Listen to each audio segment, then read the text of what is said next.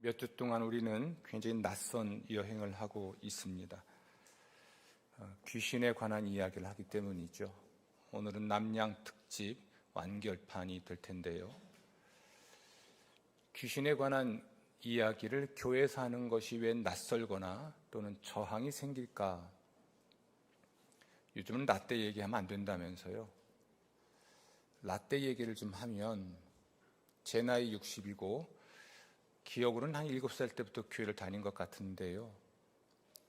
조금 철이 들었다 싶었을 때 교회 부흥회의 특징은 통해 자복하는, 자신의 죄를 통해 자복하는 것이 첫 번째 특징이었고, 두 번째는 귀신을 내쫓는 또는 귀신을 대적하고 전쟁을 벌이는 것이 두 번째 특징이었고, 세 번째는 방언을 하고 병을 고치는 것. 이 정도로 부흥의 특징이 있었던 것 같습니다. 교회 밖의 사람들이 교회는 죄인들만 다니는 곳이다 라고 비난을 했죠. 마치 본인들은 죄인이 아닌 것처럼, 교회 다니는 사람들만 죄인인 것처럼 비난을 했습니다. 맞습니다. 모든 사람은 죄인이고 죄인이라서 예수의 구원이 필요한 거죠. 그러나 또 중요한 것 하나는 교회를 다니면서 죄에서 구원받는 것만이 아니라 병과 귀신에서 구원을 받아 불행과 불운을 이기고 행복해지는 것, 또는 하나님께 영광을 돌리는 것, 이 또한 교회의 중요한 목적이기도 합니다. 귀신 이야기를 하지만 귀신의 노예가 되자는 얘기를 하는 게 아니잖아요. 귀신의 왕인 마귀의 노예로 살자는 이야기가 아니고 귀신에게서 해방돼서 자유와 행복을 누리자라는 이야기를 하는 거죠. 이 일을 위해 귀신의 정체를 알고 또 귀신과 싸우는 법, 어떻게 승리할 수 있을지에 대해서 듣는 것입니다. 그리고 귀신에 관한 이야기, 마귀에 관한 이야기는 하나님의 사랑에 관한 이야기고 예수 그리스도의 은총에 관한 이야기고 성령의 권능에 관한 이야기입니다. 그런데 귀신에 관한 이야기를 들으면 왜 불편해지고 그것이 마치 사랑 혹은 예수의 복음이 아닌 것처럼 이야기를 하고 저항할까요? 그것은 귀신에 관한 이야기를 하는 목적 때문에 그렇습니다. 우리는 왜 귀신에 관한 이야기를 하죠? 왜 마귀에 관한 이야기를 하죠? 그것은 마귀에게서 인간을 해방하기 위해서, 하나님의 구원을 이야기하고 하나님의 축복을 이야기하기 위해서인 거죠. 그러니 귀신에 관한 이야기를 가장 낯설게 만들고 가장 불편하게 만드는 존재는 누구일까요? 자신의 소유를 빼앗기고 자신의 영토를 빼앗기는 귀신들이죠. 우린 조심해야 될 일은 분명히 있습니다. 귀신을 아는 것보단 하나님을 알아야 하겠고 귀신에 관한 지식보다는 하나님에 관한 지식이 더 중요한 거죠. 그러나 또 귀신을 너무 모르고 귀신에 의한 병증도 너무 모릅니다. 성경에는 귀신에 의한 이야기가 너무나 많습니다. 더 이야기하면 제가 그나마 남아있는 인기마저 없어질까 봐 오늘로 완결판을 하겠다고 말을 하고 누가복음을 좀 살펴봤습니다. 왜 누가복음일까요? 예수님의 생애를 기록한 저자들 중에 의사는 누가가 유일하기 때문에 그렇습니다. 마태복음은 누가 기록했죠? 마태. 그는 세리였습니다. 요한복음은요? 요한. 그는 어부였죠. 마가는 아마도 바울의 제자로도 알려져 있기도 하고 혹은 예수님의 마지막 식사를 나눴던 다락방의 여주인의 아들인 것처럼 등장하기도 하는데요. 그가 어떤 직업의 사람이었는지는 잘 모르겠습니다. 그러나 누가는 의사였습니다. 오늘날로 말하면 의사 면허가 있는 사람이었고 바울의 수행자, 선교 여행의 동반자로 다니면서 함께 복음도 전했지만 또한 사도 바울의 건강도 돌봤던 의사였죠. 의사의 눈으로 본 병에 대한 이야기. 누가는 병의 원인을 어디서 찾고 또 어떻게 예수님이 치료하셨다고 기록할까? 이게 저는 궁금했습니다. 그래서 저는 누가복음을 좀 살펴봤고 예수님의 치유에 관한 이야기를 살펴봤습니다.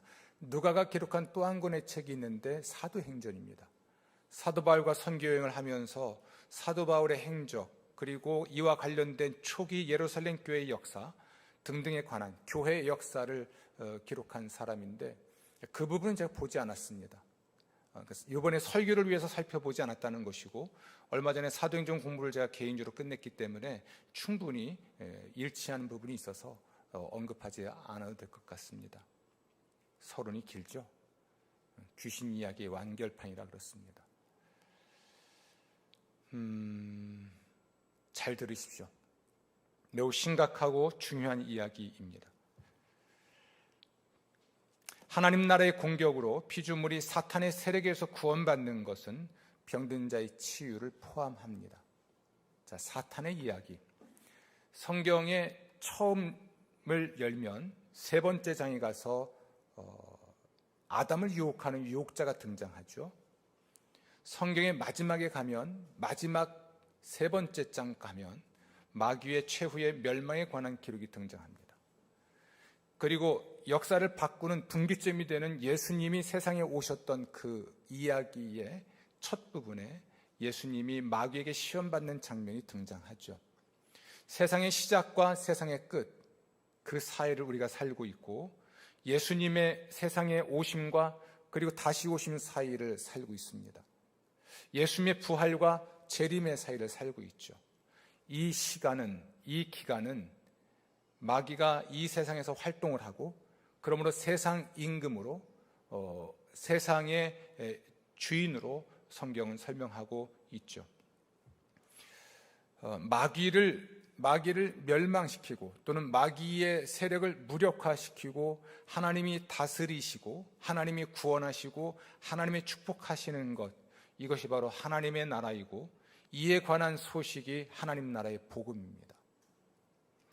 하나님의 나라, 그 하나님의 주권적인 통치, 하나님의 주권적인 구원, 그 결과로서의 하나님의 주권적인 축복에 관한 것이 하나님의 나라에 관한 이야기죠.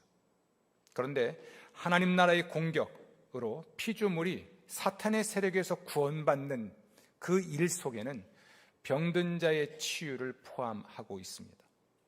하나님 나라가 임하는 것의 구체적인 모습은 바로 병을 치료하는 것으로 입증됐죠. 헤르만 리델보스가 이런 말을 합니다. 한번 들어보십시오.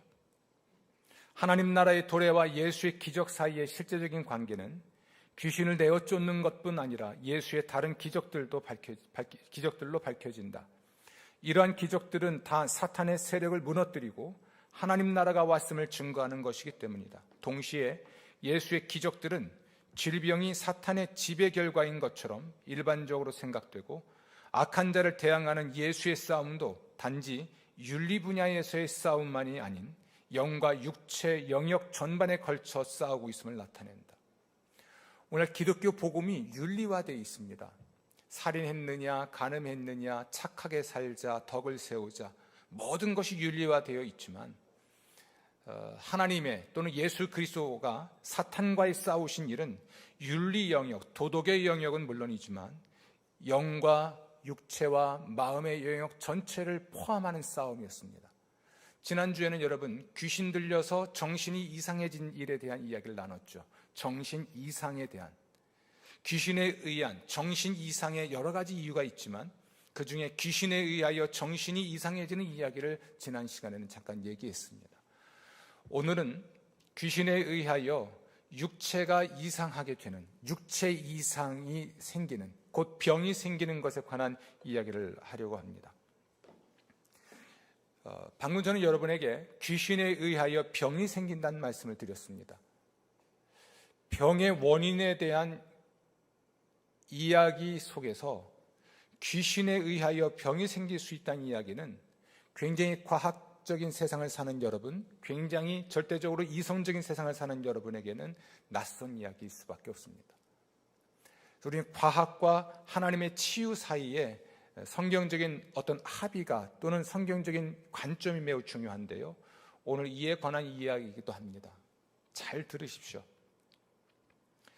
예수님은 병의 원인을 다양하게 알고 계셨지만 오늘날과는 다른 방식으로 이해하셨습니다. 예수님은 육체적인 병의 근본적인 원인이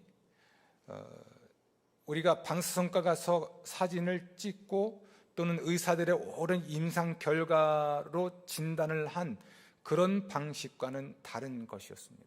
그러니까 사진에 나타난 것이 아니라, 그렇게 보이는 것이 아니라 보이지 않는 또 다른 원인으로 병의 원인을 지목하신 것이죠. 병의 원인 중에 우리 눈에 보이지 않는 첫 번째 원인은 바로 죄입니다. 누가복음 5장 말씀 함께 좀 보죠. 오늘은 뭔가 좀 명확해야 될 것 같고, 저보다도 여러분들이 성경을 통해 뭔가 확증해야 되니까 성경을 좀 자주 찾으면서 말씀을 나누도록 하죠. 누가복음 5장인데요, 17절입니다.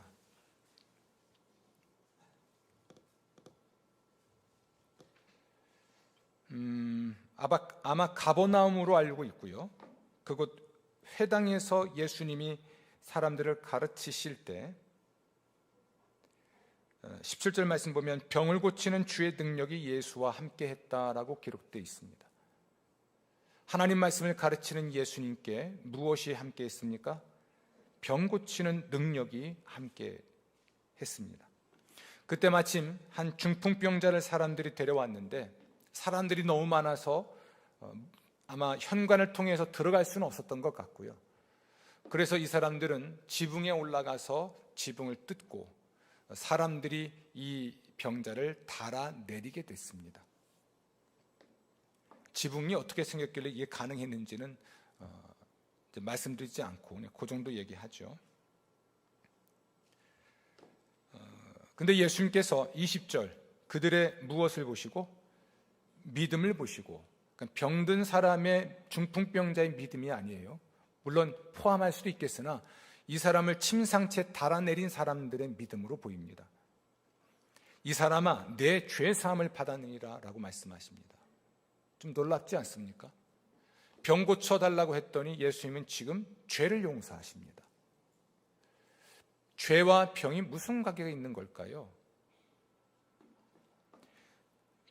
서기관과 바리새인들은 예수님을 신성모독자로 생각을 하게 됐습니다. 왜냐하면 죄 용서는 오직 하나님만이 하실 수 있기 때문인 거죠. 예수님은 죄사함 받았다라는 말과 일어나 걸어가라라는 말, 이 두 말 중에 어느 말이 더 쉬운지에 대하여 반문하신 다음에 예수님 자신이 죄를 용서할 권세가 있다는 것을 입증하기 위해서 또는 알게 하기 위해서 죄 용서를 먼저 선언했다고 말씀하십니다. 24절 끝입니다.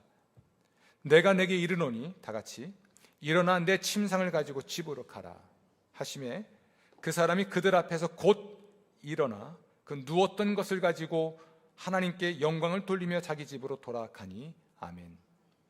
병이 나은 것이죠. 침상을 가지고 집으로 가라. 예수님의 말씀이 떨어지자마자 이 사람이 일어납니다. 중풍병자 누워왔죠. 예수님 앞에 걸어갈 수도 없어서 우리 4명의 사람이 침상을 달아내려서 예수를 만났던 사람이 이제 일어나서 침상을 들고 집을 나가게 됩니다. 병이 나은 것이죠. 중풍병이 치료가 된 것입니다. 여기서 우리가 주목하는 건 예수님은 이 중풍병자의 병의 원인을 어디서 찾았을까입니다. 예수님의 치유에 관한 이야기를 살펴보면 매우 독특한 사건이에요. 다른 병자를 고칠 때와는 다르게 병을 고치신 겁니다. 예수님은 다른 현장에서 다른 방식으로 자신이 누군가의 죄를 용서할 권세가 있다는 것을 말씀하실 수도 있었는데 이 사람을 치료하는 현장에서 예수님은 자신이 병을 고칠 권세만이 아니라 죄를 용서할 권세가 있음을 보여주고 싶으셨던 겁니다. 그래서 많은 성서학자들이 일치하는 지점은 이 사람의 병의 원인은 바로 죄에 있었다고 봅니다. 병의 원인이 뭐라고요? 죄에 있었다. 자, 이걸 간파하신 분이 예수님이시죠. 이 중풍병자를 예수님께로 데려온 사람들, 중풍병자를 달아서 줄로 달아서 예수님 앞에 달아내린 사람들, 그리고 이 중풍병자의 가족들 또는 이웃들은 이 사람의 중풍병만 봤죠. 아마 뭔가 마비가 되어 있지 않았겠습니까? 일어나지 못했고 걷지 못했던 것으로 보여요. 그러니까 우리가 흔히 생각하는 중풍병인데, 중풍이 온 건데 뭐 신체 마비가 있겠죠. 사람들은 그냥 병자이죠. 그런데 병의 원인을 예수님은 죄에 있다고 간파하십니다. 이것은 물론 예수님의 신적 지식에 의한 것입니다.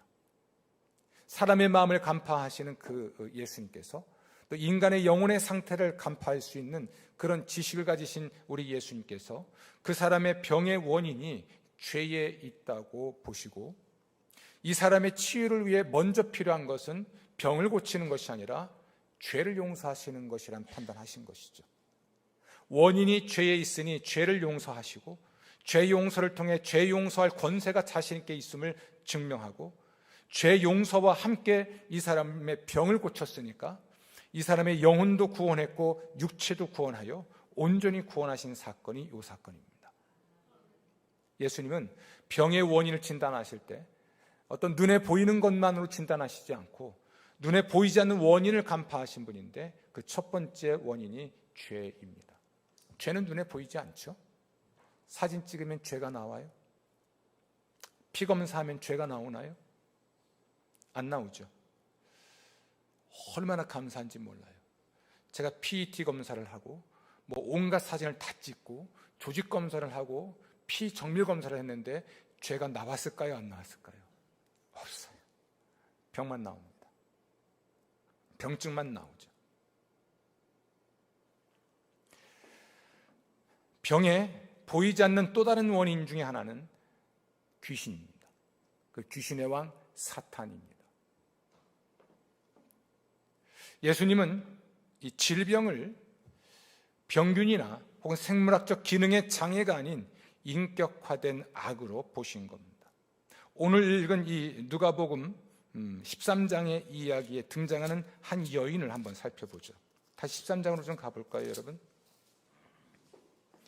안식일에 한 회당에 꼬부라진 한 여인을 보았습니다. 자, 꼬부라졌습니다. 조금도 펴지 못합니다.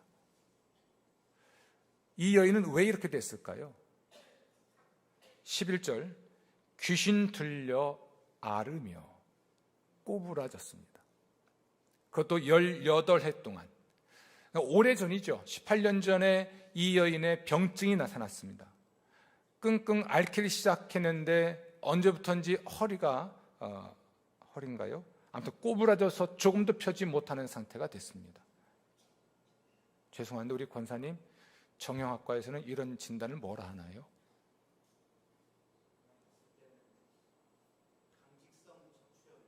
네. 네. 그럴 수 있겠죠. 네. 또 오랫동안 진행될 수도 있는 거니까. 그 진단 정확하죠. 사진으로 보면 정확합니다. 근데 그 근본적인 원인을 예수님은 또는 성경은 어디서 찾습니까? 귀신에 의하여 생긴 것이다. 왜 꼬부라졌을까? 그래서 그 원인을 찾고 치료 방법을 찾겠죠. 현대의학은 사진을 찍고 또 약을 찾아서 약 처방도 하겠죠. 진료하고 또 진단, 처방, 그 다음에 그 몸을 보호하는 요양까지 어떻게 하면 완치가 될 수 있을지를 현대에는 의학은 연구를 합니다. 해야 하는 것이 저는 맞다고 보고요. 그런데 이 사람의 경우, 이 여인의 경우 병의 원인이 귀신 때문이라고 말을 합니다. 그러니까 예수님께서는 사람의 병의 1차적 근본적인 원인에 대해서 다른 어떤 생물학적 또는 미생물에 의해서 뭐 어떻게 병이 생길 수 있겠지만 귀신에 의한 것 또는 죄에 의한 것, 눈에 보이지 않는 어떤 원인에 의해서 병이 생겼다고 진단하신 겁니다. 이게 병의 원인에 대한 성경의 관점 중에 몇 가지예요. 그런데 예수님이 12절 말씀 보니까 예수님이 이 여인을 보시고 불러 이르시되 불러 말씀하신 겁니다. 여자여, 내가 내 병에서 놓였다라고 말씀하십니다. 병에서 놓였다. 원인은 귀신인데 예수님이 이 여인에게 말씀하시기를 당신은 치료되었습니다, 이렇게 말씀하십니다. 근데 병에서 놓였다 이렇게 말하죠. 놓였다는 단어가 매우 중요합니다. 병에 속박되었다, 병에 매여 있었다는 것이죠. 근데 매여 있던 존재가, 속박받은 존재가 놓이는 것, 해방되는 것, 풀려나는 것, 이런 단어가 일반적으로 병을 고치실 때 예수님이 쓰신 단어하고는 좀 달라요. 원인이 귀신에게 있으니 병에서 놓였다는 말은 근본적으로 귀신에게서 놓였다는 말입니다. 저도 누가복음에서는 이 단어를 매우 신중하게 씁니다. 병에서 놓였다, 병에 속박되었다, 병에 억압을 받고 있다, 병에 매였다라는 것인데요, 보통 병이 우리를 구속, 속박, 가두거나 그러진 않죠. 그래서 이 말씀에서 우리가 파악할 수 있는 건 귀신에게서 놓인 겁니다. 예수님은 병을 치료하심으로써 귀신에게서 구원하신 것이라는 겁니다. 아멘. 그래서 16절 말씀 보면 18해 동안 사탄에게 매임바 되었다. 아브라함의 딸을 안식일에 이 매임에서 푸는 것, 그렇죠? 병에서 놓였다라고 말씀하셨지만 결국 예수님은 이 여인을 사탄의 매임에서 푸셨습니다. 귀신의 매임에서 푸셨습니다. 풀려났으니 자유롭고 풀려났으니 평안한 것이죠. 아멘.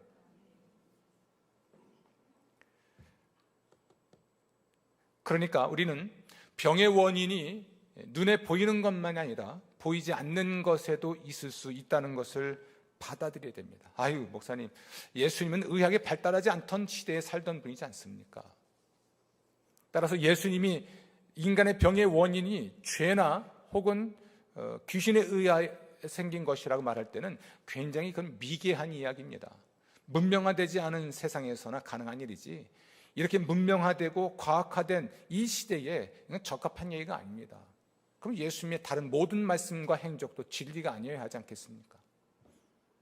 다른 모든 윤리적으로 도덕적으로 훌륭한 말씀들을 우리가 예를 들어서 서로 사랑하라 이런 말씀을 예수님의 진리로 받아들일 수 있다면 이 모든 것에 대해서도 우리는 받아들일 수 있어야 합니다.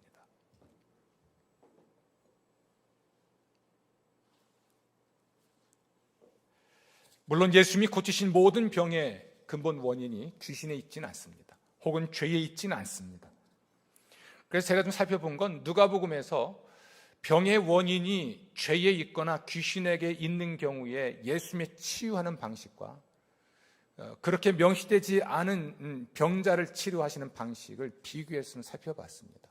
확연히 다릅니다.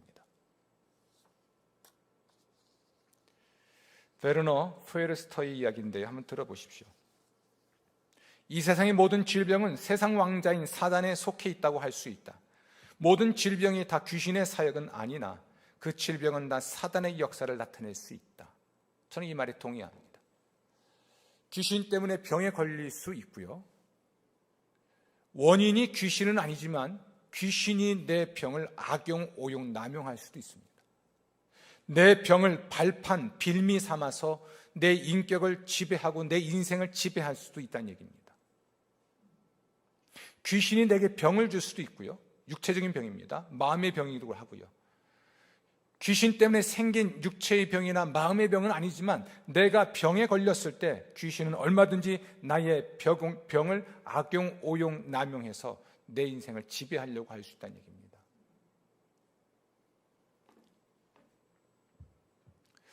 예수님은 귀신 들린 사람, 또 귀신 때문에 병에 걸린 사람은 어떻게 고치셨을까? 다른 병자를 고치실 때와 무엇이 달랐을까? 그것은 예수님께서 귀신을 쫓으신 것을 보면, 그리고 귀신 들려 병든 사람을 고치신 것을 비교하면 답이 나오는 것 같습니다. 이 이야기를 위해서 누가복음 4장을 좀 보겠습니다. 성경을 좀 펴 보십시오.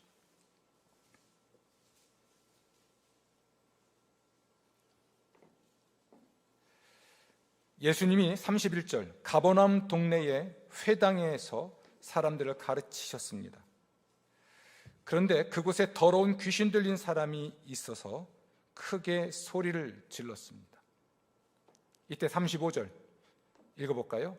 예수께서 꾸짖어 이르시되 잠잠하고 그 사람에게서 나오라 하시니 귀신이 그 사람을 무리 중에 넘어뜨리고 나오되 그 사람은 상하지 아니한지라. 아멘. 여러분, 예수님이 사람을 귀신에게서 구원하실 때는 어떻게 하셨습니까? 귀신을 꾸짖었죠. 나쁜 짓 하는 사람이나 아이를 보고 혼내듯이 예수님이 꾸짖으셨습니다. 36절 다 놀라 서로 말하여 이르되 이 어떠한 말씀인고 권위와 능력으로 더러운 귀신을 명함에 나가는도다. 귀신이 나갔어요. 35절도 보면 귀신이 나갑니다. 나갔다는 얘기는 귀신이 그 안에 있었다는 이야기예요. 귀신이 그 사람 안에 있었고, 그래서 이 사람이 예수님을 보고 소리를 지른 것이었죠. 그러니까 예수님은 귀신을 쫓아서 사람을 귀신에서 구원하실 때는 귀신을 꾸짖고 명령하셨습니다. 그래서 36절 말씀에 예수님이 자신의 권위와 능력을 가지고 귀신을 꾸짖고 명령한 것이죠. 여기서 우리가 한 가지 미리 말씀드리면, 귀신을 쫓아낼 때는요, 나의 권위와 능력은 아닙니다. 예수님의 권위와 능력에 대한 확신을 가지고 당당해야 돼요. 권위를 가진 자, 능력을 가진 자가 어떤 적을 상대할 때처럼 자신이 있어야 되고, 그리고 주눅들지 말고 당당하게 맞서야 됩니다. 쫄지 말고. 쫄지 말라는 자주 하는 것 같아요. 쫄지 말고. 우리의 권위와 능력이 아니라 예수의 권위와 능력, 예수님의 십자가 구속의 은총의 결과에 대한 확신, 이걸 토대로 당당하게 맞서는 것이죠. 근데 38절입니다. 자, 회당에서 나와서 베드로의 집에 들어가셨습니다. 그런데 마침 베드로의 장모가 열병에 걸렸죠. 열병은 보통 감염병, 코로나19에 걸려도 우리 열이 나잖아요. 독감 바이러스로 인해서도 우린 열병이 나는데, 보통 이 열병 하면 여러 가지 원인이 있겠습니다만 일반적으로는 이제 감염병 정도로 볼 수도 있겠죠. 이 이야기는 누가복음만이 아니라 마태복음, 마가복음에도 기록되어 있는데, 누가복음에서는 매우 특별한 방식으로 베드로 장모의 열병을 고치셨습니다. 사람들이 이 여인이 병에 걸렸다는 것을 예수님께 말씀드렸고, 그를 위하여 구했다는 것은 오늘날로 말하면 아마 기도한 것 같아요. 예수님, 이 여인을 좀 고쳐주십시오, 요청한 듯 보입니다. 39절에 읽습니다. 예수께서 가까이 서서 열병을 꾸짖으신데 병이 떠나고 여자가 곧 일어나 그들에게 수종드니라. 아멘. 열병을 어찌하셨습니까? 꾸짖으셨습니다. 근데 마태와 마가는 그렇지 않아요. 누가는 이 베드로의 장모가 어떻게 치료받았을까를 아마 의사였기 때문에 좀 더 정확하게 기록한 것 같아요. 어떻게 치료했습니까? 꾸짖어서. 성경의 문맥으로 보면 그 앞에 귀신을 꾸짖듯이, 귀신에게 명령하시듯이 열병을 꾸짖습니다.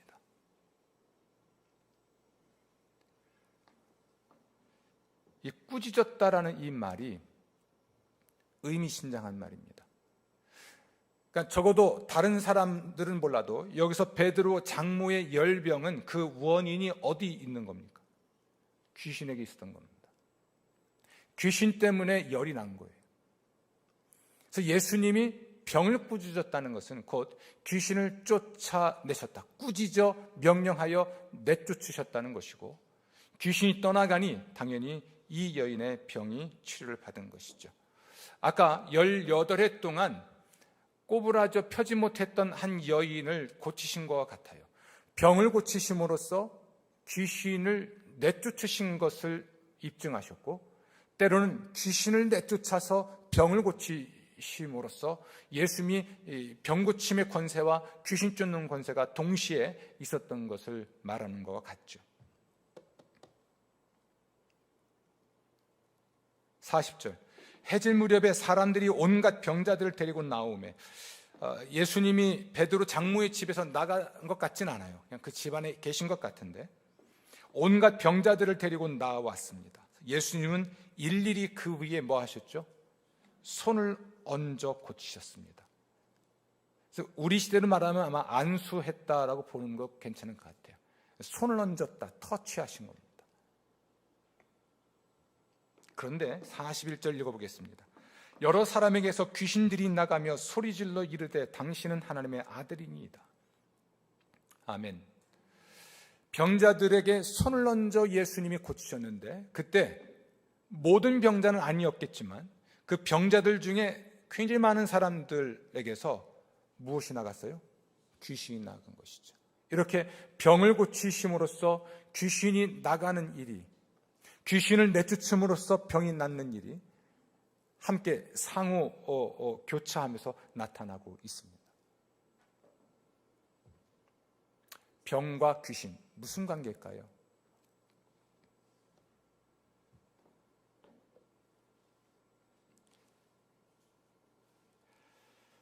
날이 밝았습니다. 42절. 여전히 사람들이 예수님께 몰려들었고 예수님은 한적한 곳으로 가십니다.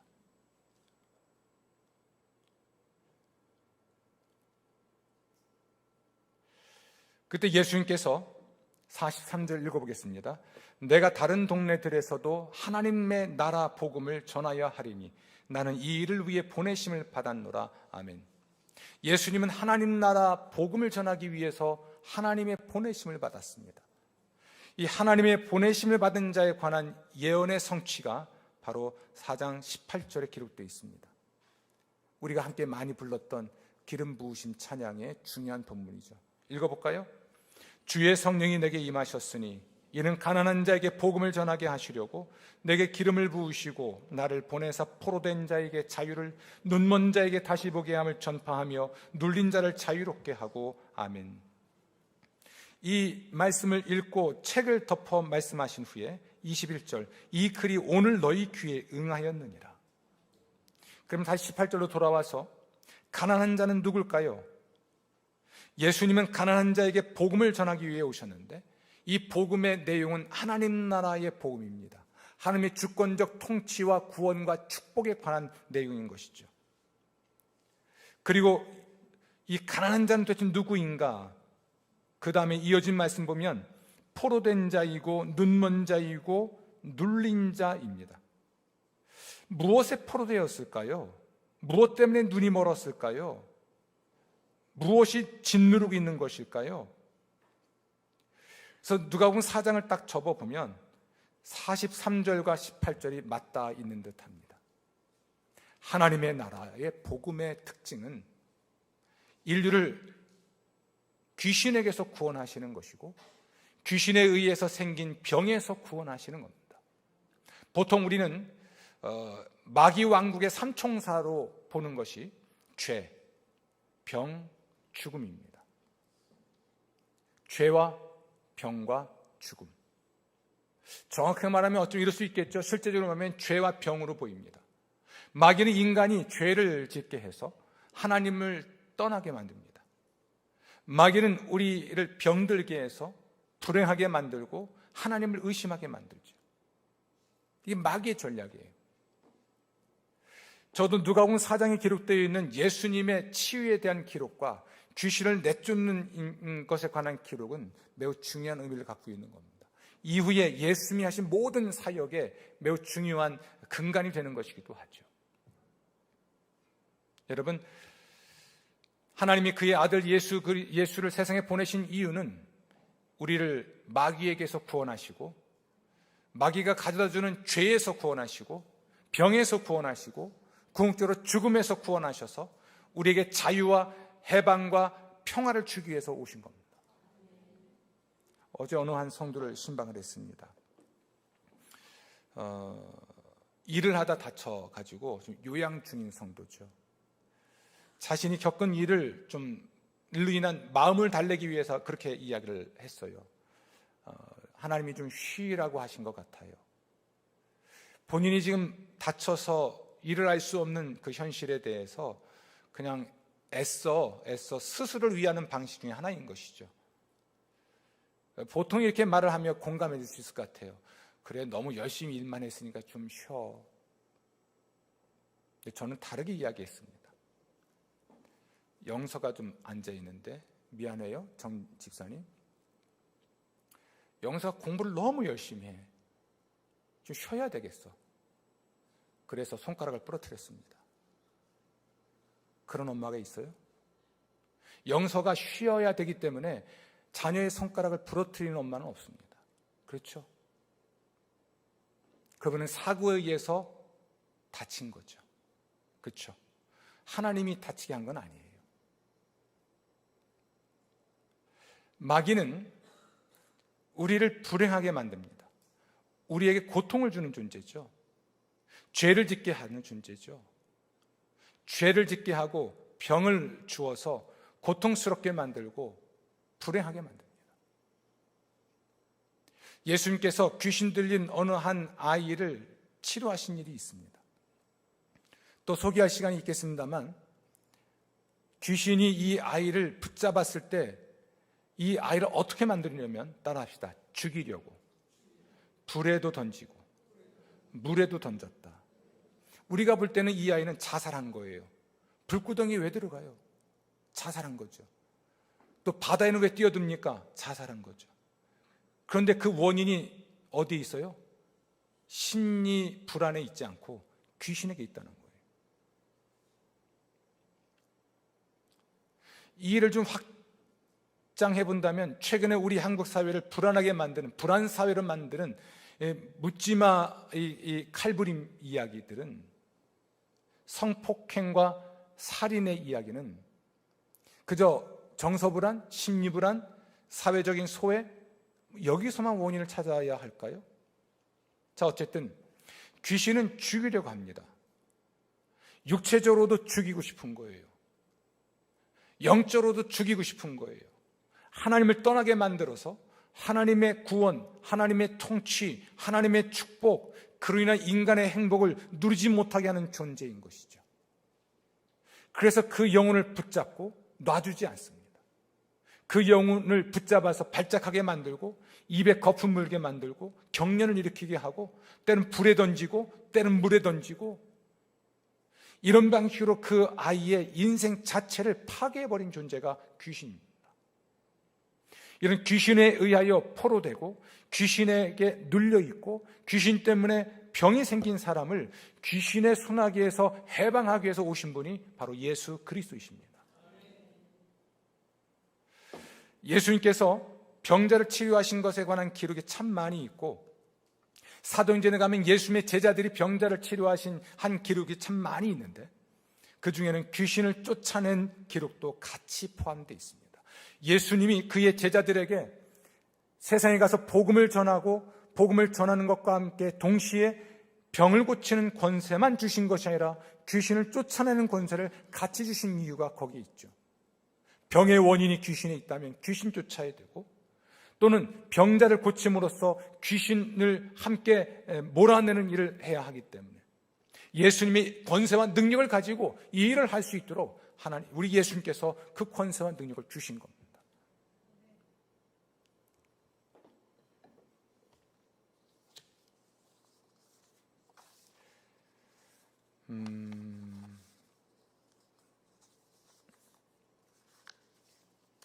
여러분, 그런 분이 어떻게 해야 될까요?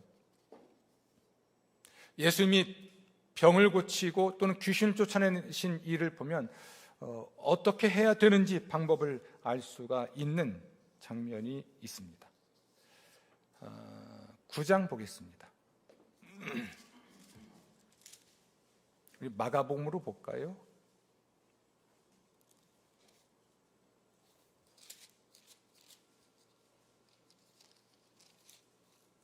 마가복음 9장. 예수님이 베드로, 야고보, 요한과 함께 기도하러 산에 올라가셔서 밤을 새우시는 동안에 산 아래서 이상한 일이 있었습니다. 어느 한 남자가 찾아왔습니다. 그에게는 아들이 하나 있었는데 17절 말 못하게 귀신 들린 데 아들이라 합니다. 이 아들은 말을 못해요. 근데 왜 그렇습니까? 귀신 들려서. 귀신이 어디서든 그를 잡으면 18절과 같은 증상이 나타났습니다. 그래서 예수님을 찾아왔는데 예수님은 안 계시니까 제자들에게 부탁했어요. 그런데 18절 끝에 보면 능히 하지 못했습니다. 자, 이것에 대해서 제자들이 묻습니다. 우리는 왜 못했을까요? 28절에 기록되어 있죠. 우리가 못한 이유는 무엇입니까? 예수님은 기도에 대해서 말씀하십니다. 기도 외에 다른 것으로는 이런 종류가 나갈 수 없습니다. 이런 종류가 무엇입니까? 귀신 때문에 말을 못하는 사람을 치료하기 위해서 필요한 건 기도입니다. 그런데 그 전에 19절 믿음이 없는 세대요 라는 말로 예수님의 제자들을 꾸짖은 듯이 보이고요. 할 수 있거든 불쌍히 여겨주시고 도와주십시오라고 22절 말을 하니까 예수님이 그 아버지에게 할 수 있거든이 무슨 말이냐? 믿는 자에게는 능히 하지 못할 일이 없느니라. 두 가지가 강조되죠. 믿음과 기도. 믿음은 신뢰입니다. 예수 그리스도가 어떤 분인지에 대한 신뢰, 그분의 존재, 그분의 사랑, 그분의 지식, 그분의 능력에 대한 신뢰입니다. 이 믿음이 있는 사람은 예수님께 도움을 요청하죠. 우리가 자기가 큰 병에 걸렸다 하면 1차 의료기관에서 진단을 받은 후에 그 진단서를 가지고 상급병원에 가잖아요. 모든 시설이 완벽하게 갖춰져 있는 곳이니까 그곳에서 또 의사를 찾되 명의만 찾습니다. 그 사람이 나를 완전히 치료할 수 있다는 신뢰가 생겨야만 하니까 그래도 명의를 찾는 거 아니겠습니까? 예수님을 절대적으로 신뢰한다면 그는 누구를 찾을까요? 예수님을 찾죠. 그게 기도입니다. 과거의 번역본에 보면 금식과 기도라고 되어 있습니다. 금식과 기도. 여러분, 귀신을 내쫓아서 귀신의 장난에서 구원받기 위해서 우리 모두에게 필요한 것은 두 가지입니다. 예수 그리스도를 통한 하나님의 구원과 축복, 그리고 돌보심에 대한 믿음, 하나님 나라 복음에 대한 믿음이고요. 또 하나는 그 믿음에서 비롯된 기도입니다. 믿음의 기도를 한 후에 평소에 믿음을 쌓고 또 기도를 하고 정작 귀신을 대면했을 때 귀신을 꾸짖고 명령하는 거죠. 아멘. 일반적으로 병을 고칠 때는 병 낫기를 위하여 기도하지만 병을 꾸짖지 않고 병 낫기를 위해 기도하지만 기독교 전통은 귀신을 대적할 때는 쫓아냅니다. 당당하게, 담대함으로. 귀신아, 나가라. 명령하죠. 소리를 크게 할 것도 없어요. 나사렛 예수의 이름으로 귀신아, 나가라. 이 믿음과 믿음에 근거한 기도로 자신의 영성을 이런 거죠. 평소에 다져놓으시는 겁니다. 제자들이 기도하지 않았다는 얘기거든요. 근데 예수님이 방금 어제 산에 올라가 기도하고 내려오셨잖아요. 나머지 9명은 산 밑에 있었잖아요. 그들은 기도했는지는 모르지만 예수님은 베드로, 야고보, 요한과 함께 기도하고 내려오셨잖아요. 적어도 그 순간만큼이라도 혹은 일상 속에서 예수님을 믿는 믿음으로 예수님이 나를 나의 죄에서 구원하시고 나의 병에서 구원하시고 귀신에게서 구원하시는 나의 온 영과 혼과 몸을 구원하시는 구원자라는 것을 신뢰하고 그 예수님께 도움을 요청하는 기도하면서 금식하며 기도하는 이런 일들을 통해서 축적된 능력으로 예수의 이름의 권세로 귀신을 꾸짖어 우리는 귀신을 내게서 구원받을 수가 있습니다. 그러면 근본적으로 믿음의 문제죠. 믿음은 어떻게 형성될까요? 바울은 말합니다. 하나님 말씀을 들을 때 믿음이 형성된다. 하나님 말씀 들을 때 하나님에 대한 신뢰가 생깁니다. 그런데 그 믿음이 생기면 이 인간은 분명히 기도할 테니, 이 인간이 기도하면 분명히 귀신을 쫓아낼 테니, 하나님 말씀을 듣고 믿음이 형성되지 못하도록 하는 존재는 누구겠어요? 귀신이죠. 예수님의 씨 뿌리는 비유에 보면 하나님 말씀이 마음밭에 떨어져서 깨닫지도 못하게, 깨닫기도 전에 채워가는 존재가 마귀라고 되어 있습니다. 사도 바울은 고린도인들에게 보낸 편지에서 예수의 십자가 복음의 광채가 그 마음에 비치지 못하도록 마음을 미혹하는 존재가 있는데 그가 바로 마귀라고 이야기합니다. 마귀는 말씀을 듣고 그것을 통해 믿음이 형성되고, 믿음이 형성돼서 기도하고 금식하여 마귀를 대적하고 병을 치료하는 일을 못하도록 방해하는 존재입니다. 근본적인 원인은 믿음이 형성되지 않고 있는 거예요. 제가 오늘도 시간에 쫓겨서 도유를 하지 않겠습니다만, 이 이야기를 첫 번째 했을 때 도유를 못했죠. 지금은 좀 괜찮습니다만 그날은 온몸에 진이 빠졌습니다. 어떤 분은 그러더라고요. 어디 아프시냐고, 건강 괜찮으시냐고. 그날은 그랬습니다. 전신에 힘이 빠지고 아무것도 못했죠. 겨우겨우 기운 차리고 제 방 가서 좀 쉬었다 나와서 두 번째 설교했는데 그때도 마찬가지. 귀신 설교를 남양 특집 세 번째 듣고 완결판 들을 땐 지금은 좀 낫습니다. 아마도 여러분이 같은 이야기를 반복해 들으면서 여러분의 마음속에 믿음이 형성됐기 때문이 아닐까요? 처음과는 달리. 그 믿음이 형성됐고, 그 믿음 때문에 기도하고, 그 믿음 때문에 찬양하고, 그 믿음 때문에 금식하고, 그 믿음 때문에 우리가 하나님 일을 해내는 것인데, 이 믿음이 형성되는 걸 가장 싫어하는 존재, 그는 귀신이고 귀신의 왕 마귀예요. 그래서 마귀는 대적해야 되는 거예요. 마음을 지켜야 됩니다. 하나님 말씀 듣기에 읽기에 헌신해야 됩니다. 오늘 새벽에도 3시에 눈 뜨고 말씀 묵상하고 로마서 공부하다 나왔어요. 제가 명색이 로마서 전공한 사람이잖아요. 언젠가 로마서를 설교할 걸 꿈꾸면서 내 안에 믿음을 형성해 주십시오. 학문적으로 보고 언어학적으로 보고 이런 시간 말고 하나님 진리가 하나님 말씀이 내 안에 믿음을 형성하셔서 이 믿음으로 제가 목회도 하고 믿음으로 세상을 이기게 하시옵소서. 저도 기도합니다. 이 시간, 긴 시간, 남양 특집 결정판을 듣기 위해 긴 시간 기다리시는 여러분, 지난 3주간 어떤 일이 여러분의 마음에서 벌어졌나요? 여러분의 생각 속에서는 어떤 전환이 좀 있으신가요? 저는 여러분의 세계관을 공격하고 있는 겁니다. 세속화된 가치관, 세계관, 거기에 성경, 복음, 기독교, 그 관점에서 병을 어떻게 볼 수 있는지를 말씀드리잖아요. 마귀를 대적하십시오. 깨어 있으십시오. 근신하십시오. 병 낫기를 위해 기도하십시오. 귀신을 대적하십시오. 이길 것입니다. 이길 수 있고요. 이미 이겼습니다. 승리의 삶이 있기를 주의 이름으로 축원합니다.